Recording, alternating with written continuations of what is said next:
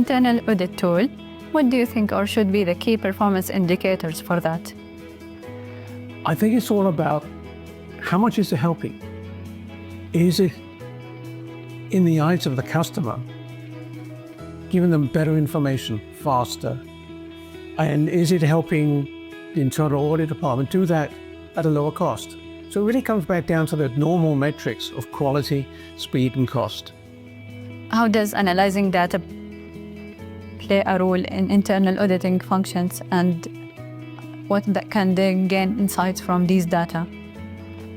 Well, analyzing the data or the information that's available in digital form is absolutely critical in many different aspects of internal auditing.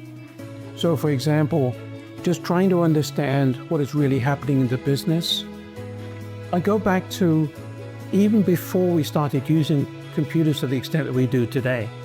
When I was doing an audit in England of the UK subsidiary of Hercules Powder Company, which is a very large American-based company, we used to look at ratios of revenue and cost and inventory levels to understand what was happening and whether things looked right in the business, which is essentially auditing through data analytics.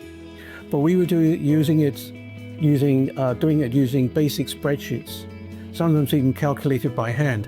These days you can do that so much faster. There are other things you can do. For example,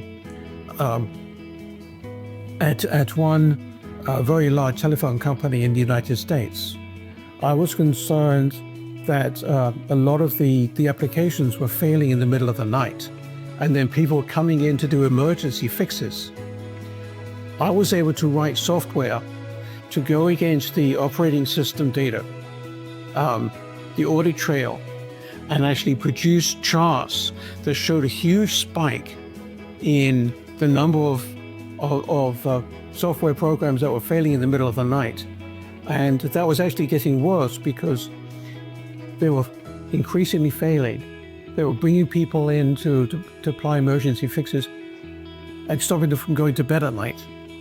And they were getting so tired that they were making more mistakes. And so we were escalating it's like a takeoff of a plane.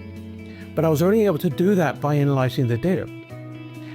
Similarly with safety issues, we used to look at the track record of near misses in terms of this is where an accident nearly happened, or in fact did happen, but nobody was seriously hurt. That is an indicator of potential serious accidents. The more near misses you have, the more likely you are to have a serious one. There's so many different examples where you can see changes in risk level by analyzing the data.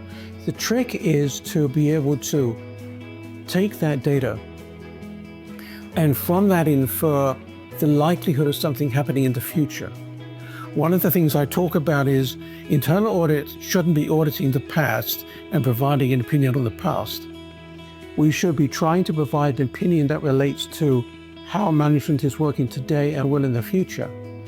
It's got to be proactive and forward-looking, but still, looking at the data will give you those insights so that you can have a professional opinion and help management improve their processes where it's necessary. But so many different ways.